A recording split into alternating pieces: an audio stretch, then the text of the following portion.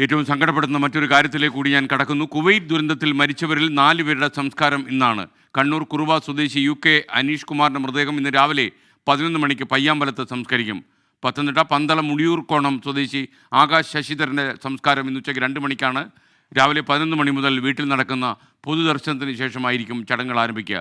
പുനലൂർ നരിക്കൽ സ്വദേശി സാജൻ്റെയും വെളിച്ചിൽക്കാല സ്വദേശി ലൂക്കോസിൻ്റെയും സംസ്കാരവും ഇന്നാണ്. പുല്ലൂർ നരിക്കിൽ നിന്ന് EV ജയശങ്കറും അതുപോലെ കൊല്ലത്തുനിന്ന് അരുൺരാജും പന്തളത്ത് നിന്ന് ശ്രീജിത്ത് ശ്രീകുമാരനും കണ്ണൂരിൽ നിന്ന് സജു ദേവസിയും അതുപോലെ നമുക്കൊപ്പം ചേരുകയാണ്. ആദ്യം അരുൺരാജിലേക്ക്. Arunraj, good morning to all of you. നമുക്ക് വലിയ സങ്കടപ്പെടുത്തുന്ന കാര്യങ്ങളാണ് ഈ മരണ വീടുകളിലൊക്കെ നമുക്ക് പോയിട്ട് അവരുടെ വേദനയ്ക്ക് നടുവിൽ നിന്നുകൊണ്ട് റിപ്പോർട്ട് ചെയ്യുക എന്ന് പറയുന്നത്. അപ്പോൾ എന്താണ് അവിടുത്തെ വിവരങ്ങൾ?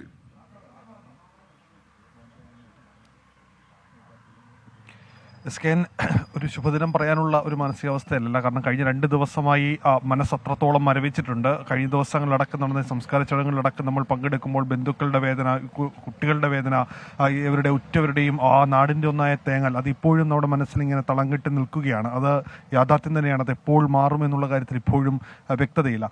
നമ്മളിപ്പോൾ ഉള്ളത് കൊല്ലം ആദിച്ചനല്ലൂർ വിളച്ചിക്കാല സ്വദേശി ലൂക്കോസിൻ്റെ വീട്ടിലാണ്. ലൂക്കോസിൻ്റെ സംസ്കാര ശുശ്രൂഷകൾ അല്പസമയത്തിനകം തന്നെ ആരംഭിക്കും. വീട്ടിലാണ് ഈ സംസ്കാര ശുശ്രൂഷകൾ നടക്കുക. ഇതിന് ശേഷമായിരിക്കും ശ്മശാനത്തിലേക്ക് ഈ മൃതദേഹം കൊണ്ടുപോവുക.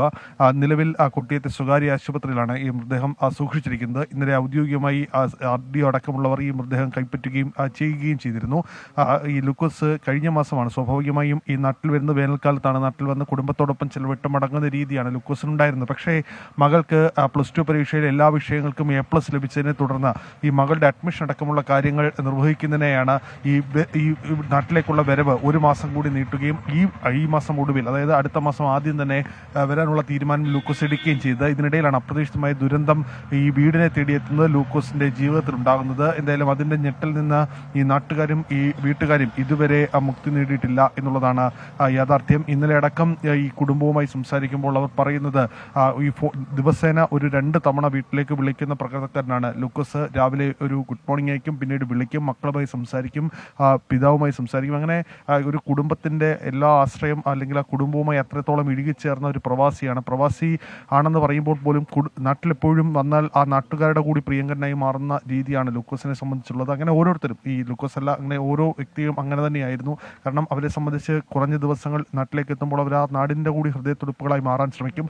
അതുകൊണ്ടാണ് ഓരോ വൈകാരികമായ നിമിഷങ്ങളും ഓരോ വീട്ടിലും നമുക്ക് കാണാൻ കഴിയുക. ഈ സംഭവം അറിഞ്ഞ ആ ദിവസം മുതൽ ഈ വീട് ഇത്തരത്തിൽ ദുഃഖത്താൽ തളം കെട്ടി നിൽക്കുകയാണ്.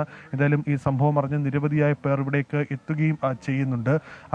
എത്തുന്നവരുടെ ഓരോരുത്തരുടെയും മുഖത്ത് അവരുടെ പ്രിയപ്പെട്ടവരുടെ വേദന സംബന്ധിച്ച അത് നമുക്ക് കൃത്യമായി മനസ്സിലാക്കാൻ കഴിയും.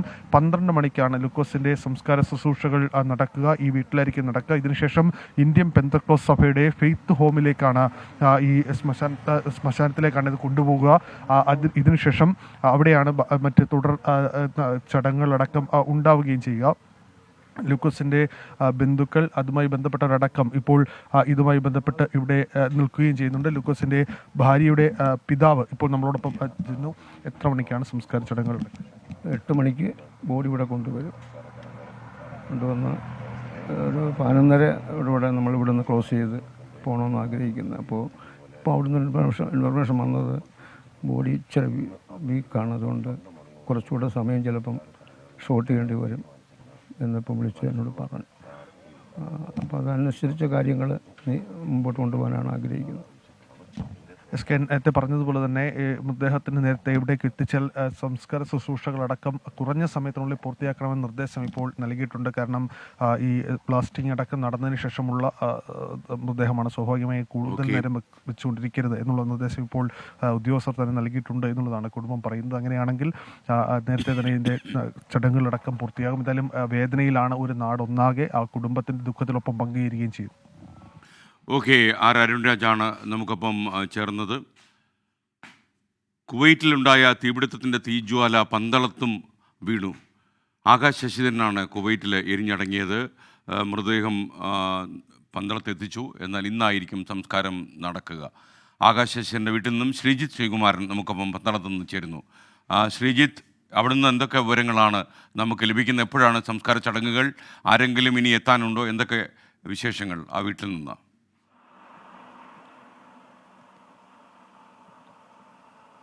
എസ്കെൻ വളരെ വേദനയോടുകൂടി, നേരത്തെ പറഞ്ഞ പോലെ വളരെ വേദനയോടുകൂടി തന്നെ നമുക്ക് ഈ ഒരു ഘട്ടത്തിൽ ഇവിടെ നിൽക്കാൻ കഴിയുകയുള്ളൂ. ആകാശിൻ്റെ വീട് തൊട്ടപ്പുറത്ത് ആണ് ആകാശിൻ്റെ വീട്.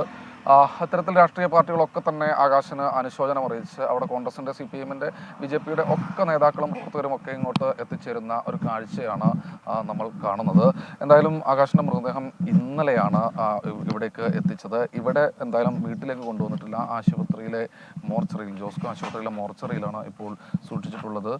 ഇവിടെ സംസ്കാര ചടങ്ങുകളൊക്കെ തന്നെ നടത്താൻ വേണ്ടിയുള്ള സജ്ജീകരണങ്ങൾ ഒരുക്കുകയാണ്. നേരത്തെ 8 മണിയോടുകൂടി മൃതദേഹം ഇവിടേക്ക് കൊണ്ടുവന്ന് പൊതുദർശനം വന്നായിരുന്നു ആദ്യഘട്ടത്തിൽ പറഞ്ഞിരുന്നത്. പക്ഷേ പിന്നീട് അത് മാറുകയായിരുന്നു. ആ ശരീരം, നേരത്തെ അരുൺരാജ് സൂചിപ്പിച്ച പോലെ കൊല്ലം സ്വദേശിയുടെ ശരീരത്തെ പോലെ തന്നെ ആ ശരീരം അല്പം വീക്കാണ്. അതുകൊണ്ട് ഒരു കാരണവശാലും 8 മണി മുതൽ 2 മണി വരെ പൊതുദർശനത്തിന് വെക്കുക എന്നത് അതൊരു പ്രായോഗികമായ കാര്യമല്ല എന്ന് അവർ തീരുമാനിക്കുകയായിരുന്നു. ഡെപ്യൂട്ടി സ്പീക്കർ ചിറ്റയം ഗോപകുമാറും അതുപോലെ തന്നെ ഇവിടുത്തെ വാർഡ് കൗൺസിലറും ഒക്കെ അക്കാര്യത്തിലൊരു വിശദീകരണം ഇന്നലെ തന്നെ നൽകിയിരുന്നു. എന്തായാലും നമ്മൾ പറയുന്നത് പോലെ വിവിധ രാഷ്ട്രീയ കക്ഷി നേതാക്കൾ ഇങ്ങോട്ട് എത്തിച്ചേരുന്ന കാര്യത്തിൽ യാതൊരു തർക്കവുമില്ല. അതിൽ ഏറ്റവും എടുത്തു പറയേണ്ടത് ജോർജ് കുര്യൻ, കേന്ദ്രമന്ത്രി, ഈ സംസ്കാര ചടങ്ങിൽ പങ്കെടുക്കുമെന്ന് അറിയിച്ചിട്ടുണ്ട്. അദ്ദേഹം ഉച്ചയ്ക്ക് ഒരു മണിയോടുകൂടി പന്തളത്ത് എത്തിച്ചേരും, കേന്ദ്രമന്ത്രി ജോർജ് കുര്യൻ. അതുകൂടാതെ വിവിധ രാഷ്ട്രീയ, സാമൂഹ്യ, സാംസ്കാരിക രംഗത്തെ പ്രമുഖർ ഒക്കെ തന്നെ എത്തിച്ചേരുമെന്ന് അറിയിച്ചിട്ടുണ്ട്. ഇന്നലെ മുതൽ തന്നെ ഈ മേഖലയിലേക്ക്, ഈ ജോസ്കോ ആശുപത്രിയിലേക്ക് മൃതദേഹം കൊണ്ടുവരുമ്പോൾ അവിടെ തന്നെ ഈ നാട്ടുകാർ പൂർണ്ണമായി ഉണ്ടായിരുന്നു. ആകാശിനെ സംബന്ധിച്ചിടത്തോളം ആകാശിൻ്റെ അച്ഛൻ വളരെ ചെറുപ്പത്തിൽ മരിച്ചതാണ് ഫരീദാബാദിൽ നിന്ന്. അതിനുശേഷമാണ് ആ കുടുംബം ഇങ്ങോട്ട് പറിച്ചു നടന്നത്. ഇവരുടെ കുടുംബ വീടിന് തൊട്ടടുത്ത തന്നെ ഇത്തരത്തിൽ ശോഭനാലയം എന്ന പേരിൽ, അമ്മയുടെ പേരിൽ ഒരു വീട് വെച്ച് കുടുംബം ഇങ്ങോട്ട് മാറുന്നത്. മുകളിലെ നില എടുക്കുന്നത് പോലും, വീട്ടിലെ മുകളിലേക്ക് ഒരു നില എടുക്കുന്നത് പോലും ഈ ആകാശ് ഗൾഫിലേക്ക് പോയി 8 വർഷം കഷ്ടപ്പെട്ടതിന് ശേഷമാണ് എന്നാണ് നാട്ടുകാരൊക്കെ തന്നെ പറയുന്നത്. ഈ വരവിൽ, ഈ ഓഗസ്റ്റിൽ വരാനിരിക്കുകയായിരുന്നു, ഈ വരവിൽ 31-കാരനായ ആകാശിൻ്റെ വിവാഹം നടന്നു കാണണമെന്ന് അമ്മയ്ക്ക് ആഗ്രഹമുണ്ടായിരുന്നു. അമ്മയുടെ ഒരു സ്വകാര്യ മെഡിക്കൽ ഷോപ്പിലാണ് ജോലി ചെയ്യുന്നത്. എന്തായാലും വളരെ വേദനയോടുകൂടി ഈ കുടുംബത്തിൻ്റെ കണ്ണീരിനൊപ്പം ചേർന്ന് നിൽക്കാൻ മാത്രമേ ഇപ്പോൾ കഴിയുകയുള്ളൂ. അവരെ ചേർത്ത് പിടിക്കുകയാണ് SK. Okay, thank you Sreejith Sreekumaran. പുനലൂരിനടുത്ത ഒരു സ്ഥലമാണ് നരിക്കൽ എന്ന് പറയുന്നത്. ഈ നരിക്കൽ എന്ന സ്ഥലത്ത് നിന്ന് സാജൻ ജോർജ് കുവൈറ്റിലെ NBTC എന്ന കമ്പനിയിലേക്ക് ജോലിക്ക് പ്രവേശിക്കുമ്പോൾ ഇത്ര വേഗം ചേതനയേറ്റ് മടങ്ങുമെന്ന് ഒരിക്കലും ആലോചിച്ചിട്ടില്ല. ഒരുപാട് സ്വപ്നങ്ങളിൽ ബാക്കി വെച്ചാണ് ഇദ്ദേഹം കടന്നു പോകുന്നത്.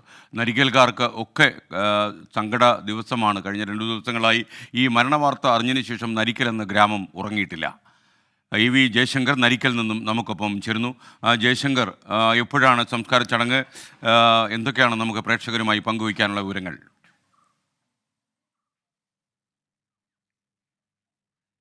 SKN ഇന്ന് 10:30 തന്നെ ഈ മൃതദേഹം സാജൻ്റെ വീട്ടിലേക്ക് കൊണ്ടുവരും.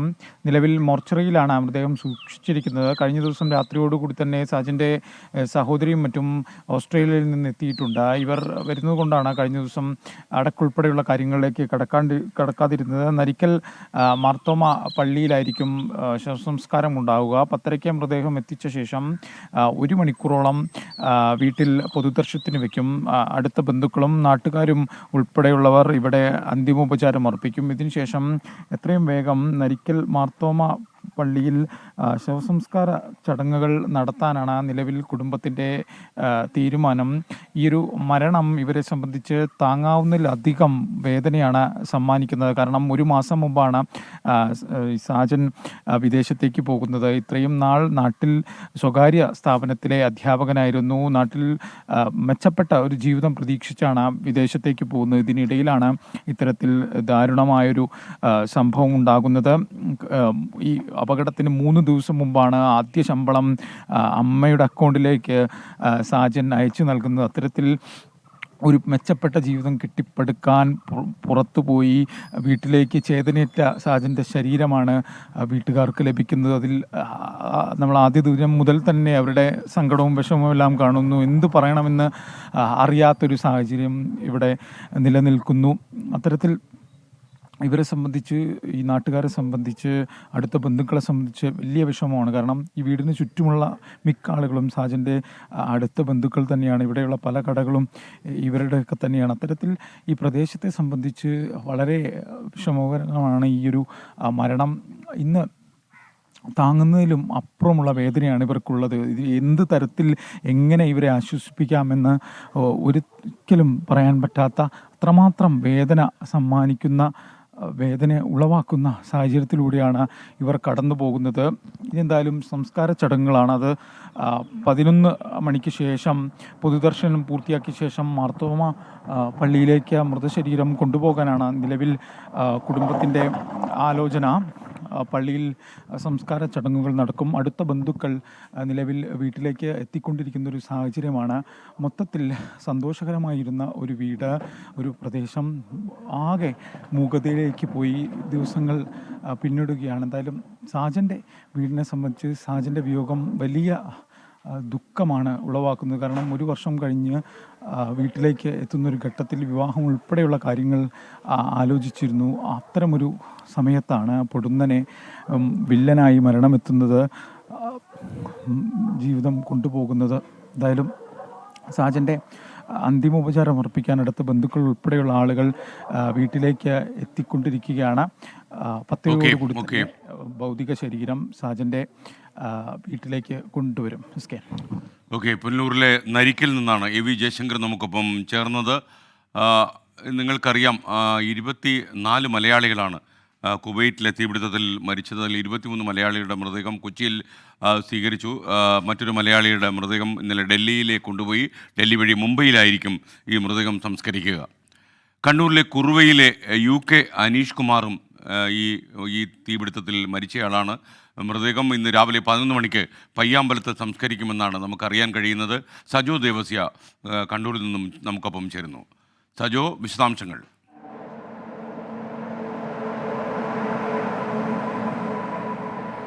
SKN കുറുവ സ്വദേശി അനീഷ് കുമാറിൻ്റെ മൃതദേഹം നിലവിൽ കണ്ണൂർ AKG ആശുപത്രിയിലെ മോർച്ചറിയിൽ സൂക്ഷിച്ചിരിക്കുകയാണ്. 8 മണിയോടെയാകും മൃതദേഹം അവിടെ നിന്ന് വീട്ടിലേക്ക്, അതായത് കുറുവ കടലായിലുള്ള അനീഷ് കുമാറിൻ്റെ വീട്ടിലേക്ക് കൊണ്ടുപോവുക, ആശുപത്രിയിൽ നിറക്കിയ ശേഷം കൊണ്ടുപോവുക. അതിനുശേഷം കുറുവ ടൗണിൽ പൊതുദർശനമുണ്ടാകും. തുടർന്ന് വീട്ടിലേക്കും എത്തിക്കും. അവിടെ കുടുംബാംഗങ്ങൾ അന്തിമോപചാരം അർപ്പിക്കും. അതിനുശേഷം പയ്യാമ്പലം പൊതുശ്മശാനത്തിലേക്ക് മൃതദേഹം കൊണ്ടുവരും. അവിടെയാണ് സംസ്കാരം നിശ്ചയിച്ചിരിക്കുന്നത്. 4 നൂറ്റാണ്ടായും പ്രവാസിയാണ് അനീഷ് കുമാർ. കുടുംബത്തിൻ്റെ ഏക ആശ്രയമാണ്. ഭാര്യയും മക്കളുമാണ് വീട്ടിലുള്ളത്. ആദ്യഘട്ടത്തിൽ അവരെ ഈ അപകട വിവരം അറിയിക്കുന്നതിന് തന്നെ വലിയ തോതിൽ പ്രയാസം നേരിട്ടിരുന്നു. അതാണ് ഇന്നലെ സംസ്കാരം വേണ്ട എന്ന് ബന്ധുക്കൾ തീരുമാനിക്കുന്നതിൻ്റെയും ഒരു പ്രധാനപ്പെട്ട കാര്യം. അദ്ദേഹം കുവൈറ്റിലേക്ക് എത്തി. 4 നൂറ്റാണ്ടായി പ്രവാസ ലോകത്തുണ്ട്. കുവൈറ്റിലേക്ക് എത്തിയിട്ട് 11 വർഷമാകുന്നു. അദ്ദേഹം വളരെ അടുത്തും നാട്ടിലേക്ക് എത്തിയതിനാണ്. ഒരു തവണ കൂടി പോവുക, തിരിച്ചു വന്നതിന് ശേഷം പ്രവാസം അവസാനിപ്പിക്കുക, നാട്ടിൽ തന്നെ സെറ്റിലാവുക, അതിനുവേണ്ടിയുള്ള പദ്ധതികളൊക്കെ കുടുംബാംഗങ്ങളുമായും സുഹൃത്തുക്കളുമായും ഒക്കെ അദ്ദേഹം പങ്കുവച്ചിരുന്നു. ഒരു തവണ കൂടി ആ ബാധ്യതകളൊക്കെ തീർക്കാൻ വേണ്ടി ഒരു തവണ കൂടി പോവുക എന്ന തീരുമാനം കഴിഞ്ഞ തവണ എത്തിയപ്പോൾ അദ്ദേഹം കുടുംബാംഗങ്ങളോട് പറഞ്ഞിരുന്നു. ഇനി തിരികെ വരുമ്പോൾ പ്രവാസം പൂർണ്ണമായി അവസാനിപ്പിക്കുക, നാട്ടിൽ എന്തെങ്കിലുമൊക്കെ സംരംഭങ്ങളിലേക്ക് കടക്കുക എന്ന ആഗ്രഹമായിരുന്നു അദ്ദേഹത്തിന് ഉണ്ടായിരുന്നത്. പക്ഷേ ആ ആഗ്രഹങ്ങളെല്ലാം ബാക്കി വെച്ചാണ് അദ്ദേഹം വിട പറഞ്ഞു പോകുന്നത്. അങ്ങേയറ്റം വൈകാരികമായ ഒരു സാഹചര്യം കുടുംബത്തെ സംബന്ധിച്ചിടത്തോളം ഉണ്ട്. ഒരുപാട് പേരുടെ ആശ്രയം കൂടിയാണ് അറ്റുപോകുന്നത്. ഒരുപാട് മനുഷ്യരുടെ സ്വപ്നങ്ങൾ കൂടി ഈ തീമഴയിൽ ഇല്ലാതായി പോയപ്പോൾ ഒരുപാട് പേരുടെ ആശ്രയം കൂടിയാണ് ഇല്ലാതായത്. അത്രയും വൈകാരികമായ ഒരു സാഹചര്യം കൂടി ഇവിടങ്ങളിലെല്ലാം ഉണ്ട് എന്നതാണ് നമ്മെ അങ്ങേയറ്റം വേദനിപ്പിക്കുകയും ദുഃഖിപ്പിക്കുകയും ചെയ്യുന്ന കാര്യം. 8 മണിയോടുകൂടി തന്നെ മൃതദേഹം എടുത്ത് പൊതുദർശനത്തിനായുള്ള ക്രമീകരണങ്ങളൊക്കെ പൂർത്തിയായിട്ടുണ്ട് ഇവിടെ വീട്ടിൽ. അതിനുശേഷമാണ് പയ്യാമ്പലത്ത് സംസ്കാരം നിശ്ചയിച്ചിരിക്കുന്നത്. SKN. ഓക്കെ, സജോ ദേവസ്യാണ് വിവരങ്ങളുമായി ചേർന്നത്.